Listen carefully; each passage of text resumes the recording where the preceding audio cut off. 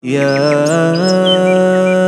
أيها الذين آمنوا كتب عليكم الصيام كما كتب على الذين من قبلكم لعلكم تتقون. Bismillahirrahmanirrahim. Alhamdulillah wassalatu wassalamu ala Rasulillah wa ba'd. Assalamualaikum warahmatullahi wabarakatuh. Mga kapatid, sa pananampalatayang Islam, nung sa lahat ako nagpapasalamat, pumpuri at tumadakila kay Allah subhanahu wa ta'ala. At sa videong ito, ating alamin kung ano yung mga bagay na inaakala natin na ito ay makakasira sa ating pag-aayon. Subalit hindi pala ito kabilang sa mga makakasira sa ating pag-aayon. So ano-anong mga bagay na ito na hindi makakasira sa ating pag-aayon o hindi kabilang sa mga nakakasira sa pag-aayon?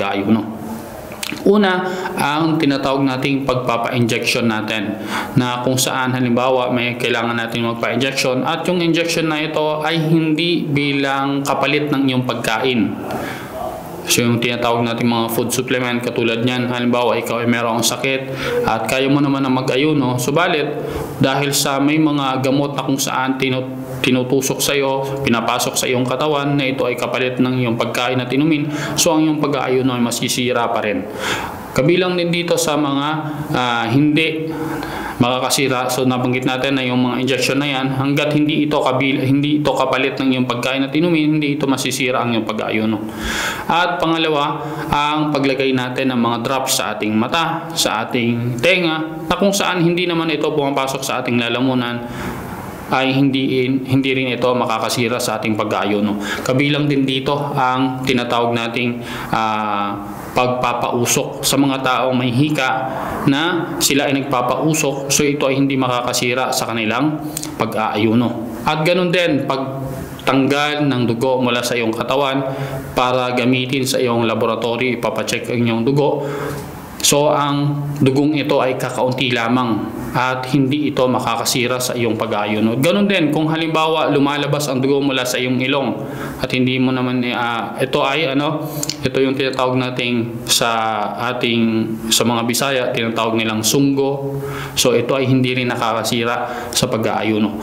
Ganun din, hindi rin nakakasira sa pag-aayuno ang pagpapabunot ng ngipin. At pagkakaroon natin ng sugat, hindi rin ito nakakasira sa ating pag-aayuno. Kung halimbawa na naig sa atin ang tayo ay masuka, so hindi rin natin ito sinadya na tayo ay susuka, ito ay hindi rin makakasira sa ating pag-aayuno. Ganun din, hindi rin nakakasira sa ating pag-aayuno ang pagmumog, yung pagmumog sa tuwing tayo nag-uudo. At ganoon din kung halimbawa tayo ay maglilinis ng ating bibig at kadalasan ay gumagamit tayo ng gargle, so hindi ito nakakasira sa ating pag-aayuno. Ganun din, hindi rin nakakasira sa pag-aayuno natin ang kung ano ang nilalagay o pinapasok natin sa ating katawan na dumaan sa ating balat at hindi dumaan sa ating lalamunan. So hindi ito nakakasira sa ating pag-aayuno, katulad halimbawa yung tinatawag nating mga pinapahid sa ating katawan para tayo ay pumuti o kung ano paman na palamuti ng ginagamit natin. At ito ay nilalagay natin sa ating mga balat. Ganun din kapag halimbawa naglalagay tayo ng mga lens o contact lens na yan, hindi rin ito nakakasira sa ating pag-aayuno. Kung halimbawa tayo ay nakalunok ng ating laway, hindi rin ito nakakasira. Hindi rin nakakasira ng pag-aayuno na ikaw ay makalunok ng iyong laway. At ganun din, makalunok ka halimbawa ng buhangin o alikabok na kung saan ikaw halimbawa ay naglalakad sa daan at biglang humangin ng malakas at ang alikabok ay pumasok sa iyong bibig at nalunok mo ito, so hindi rin masisira ang iyong pag-aayuno. Ganon din, hindi rin makakasira sa iyong pag-aayuno ang paglilinis mo ng iyong ngipin. Paglilinis mo ng iyong ngipin gamit ang siwak man o gamit man ang toothbrush o pati toothpaste, so hindi rin nakakasira hanggat hindi ito pumapasok sa iyong lalamunan. So hindi nasisira ang iyong pag-aayuno. Ganon din, hindi rin nakakasira sa pag-aayuno ang pagtikim ng pagkain. Paano pagtikim ng pagkain? Halimbawa ikaw ay nagluluto at kailangan mong tikman ang pagkain na iyong niluluto, so hindi rin ito nakakasira hanggat hindi pumapasok sa ating lalamunan. So hanggang dila lang, hindi ito nakakasira sa iyong pag-aayuno.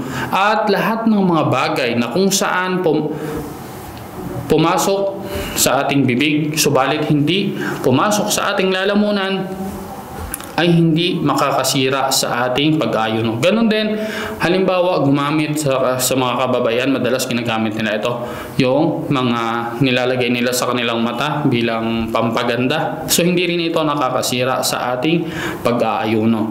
Ganon din yung lip balm na nilalagay sa bibig para para maging basa, mapanatiling basa at hindi mag-crack yung labi. So ito ay hindi rin nakakasira ng pag-aayuno. So ito yung mga nabanggit natin, yung mga bagay na kung saan hindi makakasira sa ating pag-aayuno. Nang sa ganon, hindi tayo magkaroon ng pag-aalinlangan. Hindi tayo mag-iisip kung nasira ba ang ating pag-aayuno o hindi, dahil nalaman natin sa video ito kung ano yung mga bagay na hindi makakasira sa ating pag-aayuno, at hindi natin puputulin ang ating pag-aayuno dahil sa ating pag-aalinlangan lamang. Tayo ay nagkakaroon ng walang kasiguruhan kung ang ating pag-aayuno ba ay nasira o hindi. So inshallah mga kapatid sa pananampalatayang Islam, nawa ay napulutan natin ang aral ang video ito, at hanggang dito na lamang. Wa akhiru da'wana anil hamdulillahi rabbil alamin. Wassalamu alaikum warahmatullahi wabarakatuh.